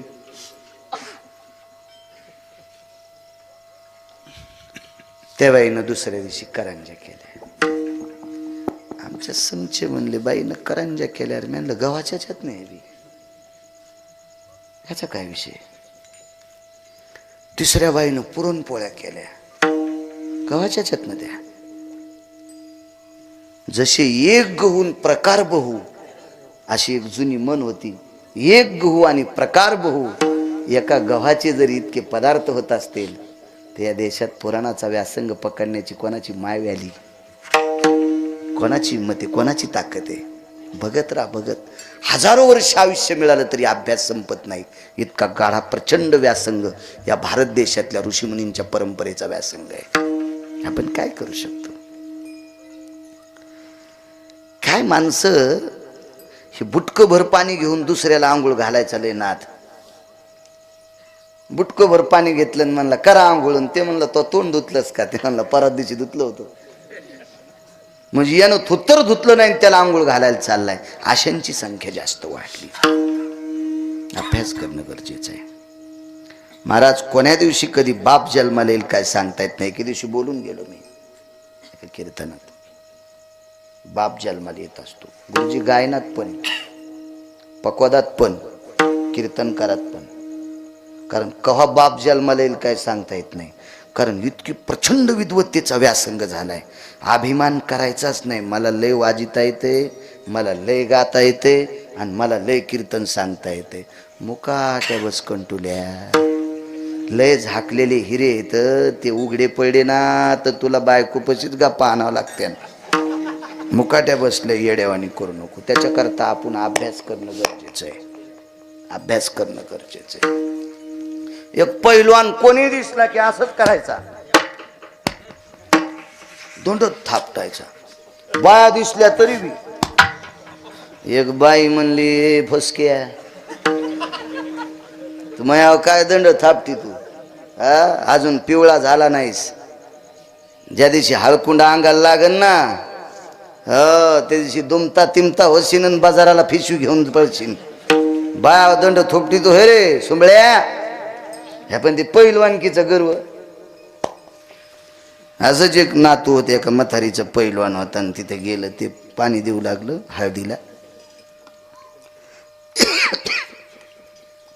हळदीला पाणी देऊ लागलं आणि म्हातारी भाकरी करू लागली. पैलवान कुठे, हळद बेजवायला गेला. का येईन, लाईन गेल्या. तवरक पैलवानीच्या घरीत बसलेला, ह्यो घरी आलेला दोंडत थापटू लागला. ते म्हणलं मी तर 9 क्विंटल बदाम खाल्ले तर, आणि हळद भिजवायला असा कुठं पैलवान असतो का. समजायचंच नाही मी कोण्या गाडीत आलो. काहीच नाही. कधी कधी रेल्वे डबे वाजणारे पण आपला गर्व जिरू शकते. हो, रेल्वे स्टेशनला वडापाव मागून खाणारी बाई भारतात गाजली ना हो. भारतात गाजली, तिनं मोठ्या मोठ्याची जिरिली ना. असं कधी समजायचंच नाही मी काय म्हणून. अरे लय मोठं आहे जग. हो, 5,000 रुपये पण डायरीच्या पुढून ठुले. आणि ज्याच्या घरी गेला त्याचा रोजदार आहे. आणि 5,000 500च्या नोटा पुढून ठेवल्या. बेकार चोट कुठला. आणि भाकर तर त्याच्याच घरची खाऊन आलाय आणि त्याला 500च्या नोटा दाखवायला. किती मूर्खपणा येऊ. बर बर बर. म्हातारी म्हणली जेवा. तसे चालते बोंबले बिन भाकरीचे. बसले खाल. तिनं पत्राळे ताट टाकले. बंदी भाकरी नशीबवान, चुलीवरल्या भाकरी आणि कोरडी भुरकी. शेतकऱ्याचं घर होतं ते. हे तर ते नाही, ते तर हे नाही. किती लोक दाखवायचे इथं बसलेले ना. आजोबा पंजोबाला विचारा. एरंडाच्या पानात हिरव्या मिरच्या गुंडाळून इस्त्यात ते पुडा टाकायचा आणि मिरच्या अशा भाजल्याच्या नंतर मग भाकरी संग खायच्या. कशाचं तेल आलं प्रकाशराव. ह्या परिस्थितीत आपल्या बापदाद्यांचे जीवन गेलेत. ऐका, मथारीन कोरडी भुरकी टाकली. पहिलवाना संघचा मित्र होता. संघचे लय शहाणे बाप्पा. अजून बी नवरदेवापेक्षा सोकोनेच हरामखोर. हो, मला टावेल पाहिजे आणि घरी कशानं थुत्तर पशी तू. आणि तिथं टावेल मागायला उचल्या कुठला. वजन आणतो तिथं. संघचे म्हणले आजीबाई तेल. म्हातारी म्हणली वाढन रे. कळडी वाड्या होत्या, कळडी भाजून कळडी. ते म्हणले आजी या कळडी येतात, ह्या घाण्यावर न्यावं लागत्या, त्याची आरड घ्यावं लागती. म्हातारी म्हणली बाप्पा आमच्या इथं सगळे कामात माणसं येतं. आम्हाला घाण्यावर जायला आणि आरडी घ्यायला टाइम नाही. ज्याला तेल खायचं का ते कळडी पिळीत येत. अशा कळडी पिळीत येत. पहिलवान म्हणला कळडी पिळणं आणि कसं तेल निघल. त्याच्या सोबत एक नवीन लागलं होतं. ते म्हणलं असं थापटीतून इथं घाल ना कळडी. ते म्हणला मुकाट्या बस ना. ते पहिलवानाला थापटीत असतात, कळडी कुठे पिळत असतात का सोंबळ्या. आणि ते म्हणलं मग ह्या घरी तर पिळूनच तेल काढतात. पहिलवान म्हणला मुकाट्या बस बाबा, चुकून आलो तर आपण रे बाबा. ह्या मथारीच्या नाताच्या नाही नादी लागायचे. मथारी जरी इतकी गुंगवायली तर नातू का असोल. तर ते एक जण असं टोचू टोचू. तर म्हातारी म्हणली थांब दादा तुला तेल देते. त्याच्यात पात्रावरल्या कळडी घेतल्या आणि म्हातारीन पिळल्याबरोबर टळ टळ टळ टळ तेल निघलं. एका भाकरीचे 5-5च घास केले आणि पटकन गाडीत बसले. बुटाड तिथंच विसरले. म्हातारी म्हणली अरे बुट न्या ना. काऊन म्हणला आजी इतकी म्हातारी आहेस तर कळडी पिळल्यावर तेल काढ. तू हा नातून आम्हाला पिळल्यावर काय काय काढीन आमचं. हो, त्याच्यामुळं कोणाला साधं समजूत नका या जगात. काळ विचित्र आहे. असं समजायचंच नाही मी लय मोठा आहे आपल्यापेक्षा. कोणतं एक जण म्हणला मी लय श्रीमंत आहे. तू कसं काय श्रीमंत आहेस. 1.5 कोटीचं घर आहे आणि 25 कोटीच्या घरात राहणारा भिकारी असतो का. आपल्यापेक्षा ते मोठे आहेत ना. आपल्यापेक्षा जर कोणी मोठं नसेल तर त्यानं म्हणायचं मी श्रीमंत आहे. अरे जग पडले. काय सांगू लागलो. रावण माझ्या पत्नीच्या पायाला चिटकलेल्या मातीची सुद्धा बरोबरी सीता करू शकत नाही. मी तिच्या रूपाला कसं बळबळन. मग श्रुती म्हणली रामप्रभूला भिवून गेला नाहीत, सीतेच्या सौंदर्याला भुलून गेला नाहीत. 65 खुर्च्या उतरून कधी न येणारा माणूस आज विरोधकाचं पौरोहित्य करण्यासाठी गेलात.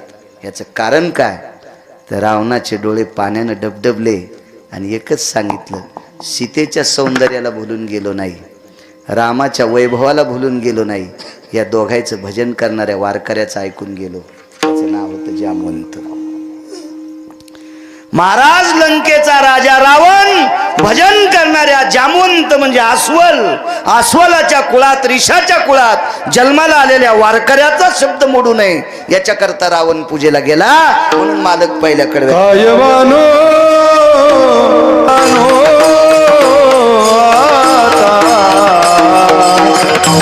रे वारे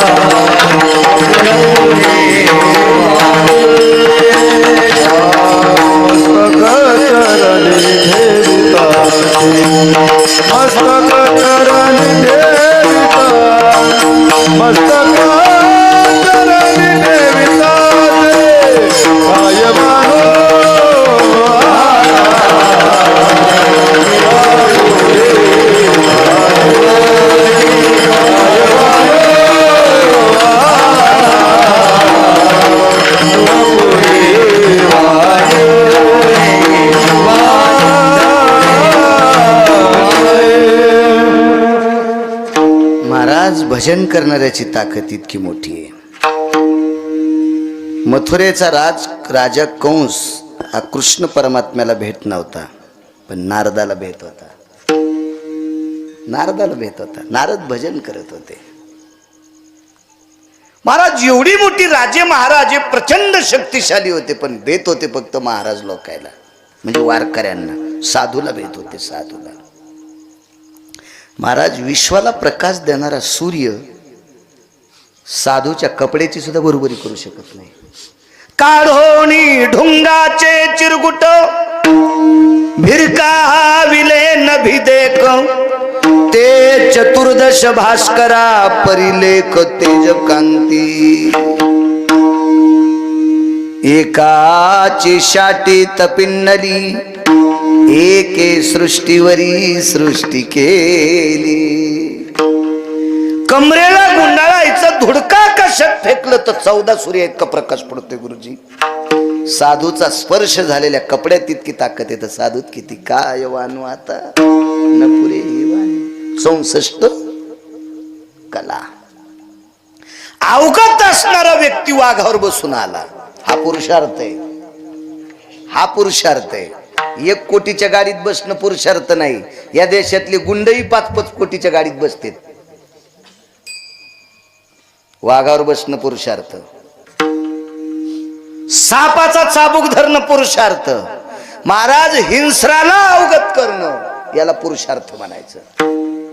काड्या काय असते, अन्नमान धन येतो प्रारब्ध आधी. कठाळे कोणाची मका खात असते, कुठे त्याने पेरली, कोणाचे कंस खात असते, त्याला कठाळे म्हणत असते. पुरुषार्थ साधूच आहे. वाघावर बसून महात्मा आला 64. अहो सोनं 60 पद्धतीनं चोराव. चण्याला चने नाव कधी प्राप्त झालं माहिती का तुम्हाला? त्याचं खरं नाव आहे चुने.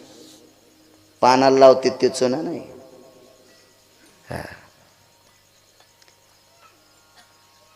मेयाम चुन्याचे निराशी, हस्ता स्वर्णाचे निराशी.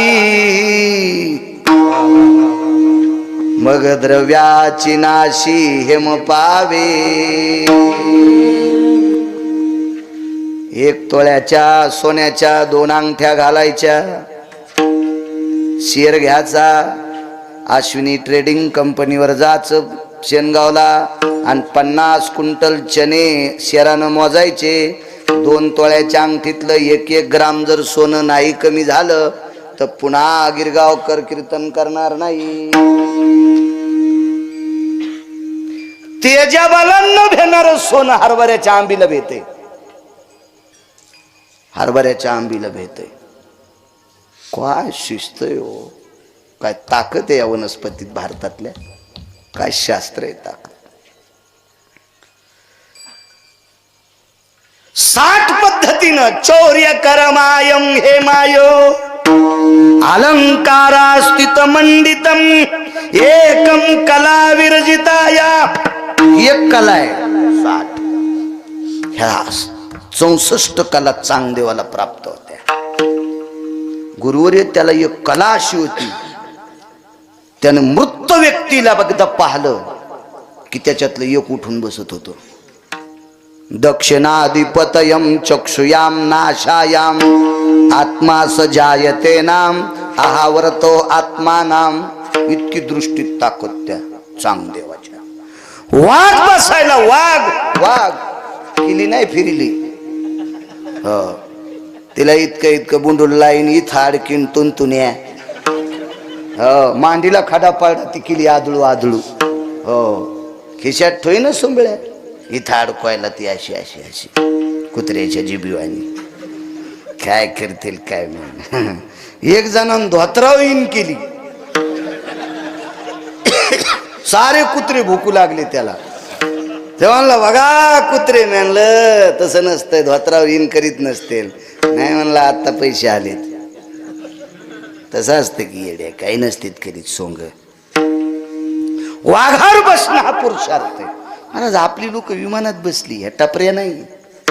मी त्या दिवशी बोलून गेलो. तुझं चित्र कुटी होनी येऊनी मार्गी उद्धरिले शिमुनी शरभंगु जाता विमानी म्या प्रार्थोनी पुसिले म्यारे म्यारे म्यारे प्रार्थोनी पुसिले. लावर चित्र सशे धरणाराची पोरगी विमान थांबवलं शरभंगु जाता विमानी म्या प्रार्थोनी पुसिले. विमानात बसत होती विमान. काय पुरुषार्थ आहे लोकांचा, आपल्या मागच्या लोकांचा.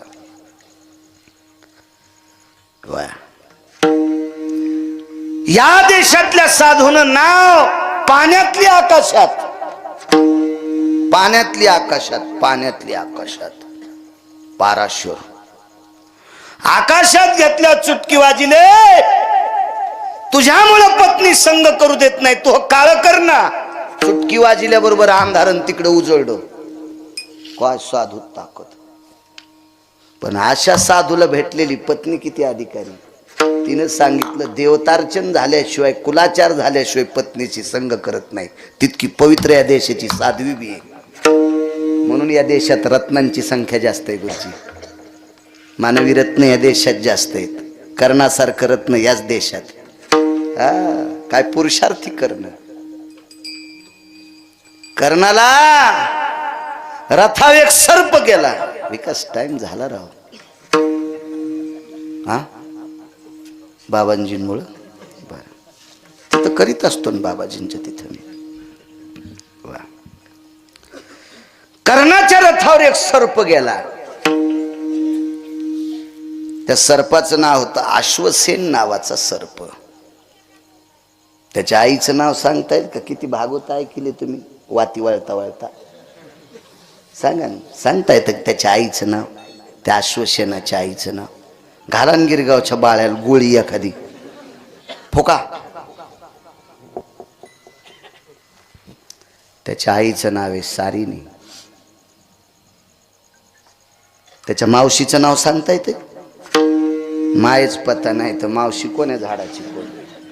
तिचं नाव आहे संगिनी. सारिणी आणि संगिनी सख्या बहिणी. हवन चालू होतं बाबा. आणि हवनापासून सारिणी आणि संगिनी चालल्या. अर्जुनानं दोन्ही अशा उचलल्या आणि फेकल्याबरोबर सारिणी नावाची सर्पिण यज्ञात पडली. पण यज्ञात पडता पडता गर्भ खाली पडला. त्याच्यात अश्वसेन नावाचा पुत्र जन्माला आला. आणि माय जळता जळता पाहिली. माय जळता जळता पाहिली. आपली माय यानं मारली रे, याचा कधी बदला घेऊ. आणि तो बदला घेण्यासाठी युद्धात अर्जुनाला डसायला जावा. पण अर्जुनाच्या रथाला अग्नी होता. इंद्रे दिला विजयी रथ अग्नी सहस्र बाण देत. किंवा अग्नी दिला विजयी रथ इंद्र सहस्र बाण देत. कोणतरी लावा.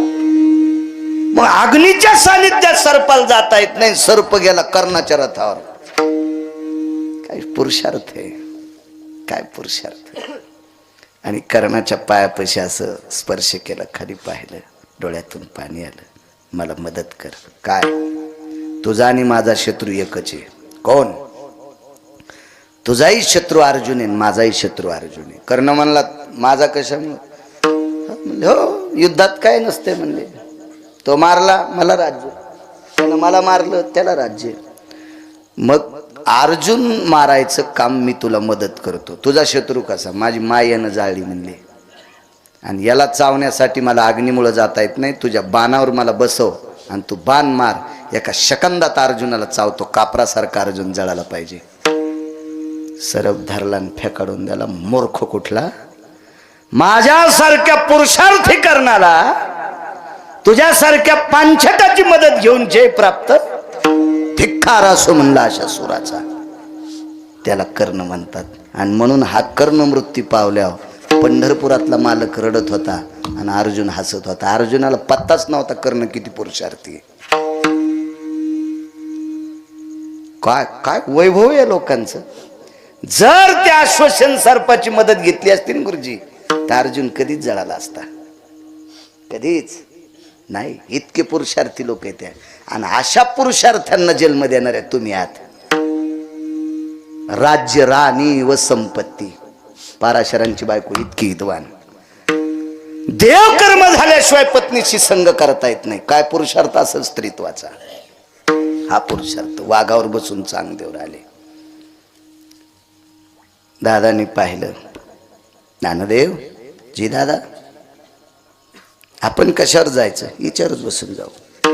भिंतीला हात लावला. दिगंबर दादा भिंत चलत नसती आणि चलली बी नाही. भिंत चालवली. ज्ञानियाचे भेटा देवो रे, ज्ञानियाचे भेटा देवो रे, ज्ञानियाचे भेटा देवो रे,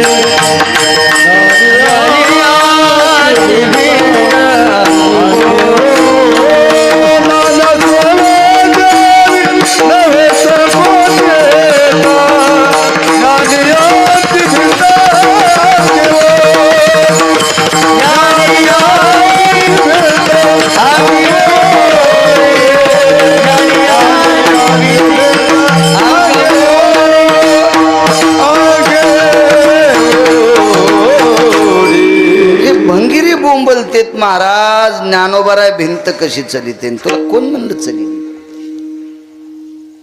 भिंत नाही चालली, भिंतीला चालवलंय. ज्ञानोबारायन भिंतीला स्पर्श केलं. माय योग्याच्या भेटीला जायचं ग, साधूच्या भेटीला जायचं ग. वाघावर बसून आलेला पुरुषार्थी साधू आहे ग. त्या साधूचा काय पुरुषार्थ आहे आणि त्या साधूला भेटण्यासाठी जायचं. चल ना ग. चल म्हणल्याच्या नंतर एका साधूचा शब्द खोटा होऊ नये म्हणून पंढरपुरातल्या मालकांनी शर्ट काढलं. ज्ञान याची भिंत अंगी ओढी आणि भिंतीला पाठ लावली आणि पंढरपुरातल्या मालकानं भिंत ओढली. हा वारकऱ्यांचा पुरुषार्थ आहे. काय वानू आता न पुरेवानी. गुरुवर्य पूज्य श्री धर्मानाम पवित्रो धर्म संन्यासो पवित्र गुरुवर्य सद्गुरु आत्मानंद स्वामीजी या ठिकाणी आलेले. त्यांच्या चरणी नतमस्तक होतो. लक्ष्मण महाराज आहेत, विठ्ठल महाराज आहेत, मृदंगाचार्य, आदरणीय बापू गायन क्षेत्रातलं तज्ज्ञरत्न, आदरणीय शंकर महाराज तज्ज्ञरत्न, आदरणीय अण्णा, आदरणीय हे महाराज आपले नवनाथ महाराज आणि जुनं व्यक्तिमत्व. आज जशी एक गोडसा पुरावा दिला, एका जनार्दनी वैष्णव शिरोमणी महादेव, तसे आदरणीय दिगंबर महाराजांचे मित्र स्वर्गीय काशीराम बुवांनी एक पुरावा दिलता. चक्रा मारके धरणी फोडी. इथंच लाखा जोर में पांडव बैठे गुप्ता आग लगाई. याच ठिकाणी मला वाटतं फक्त कीर्तनाचं तोंड इकडं होतं त्यावेळेला, आता इकडे केलेले. इथंच पुरावा दिलता. आदरणीय दिगंबर महाराज असतील. इथल्या आयोजनाच्या बऱ्यापैकी सप्ताहाच्या नियोजनामध्ये आमचे शेळके महाराज आहेत, नामदेवबुवा, त्यांनाही धन्यवाद. विनेकरी बाबा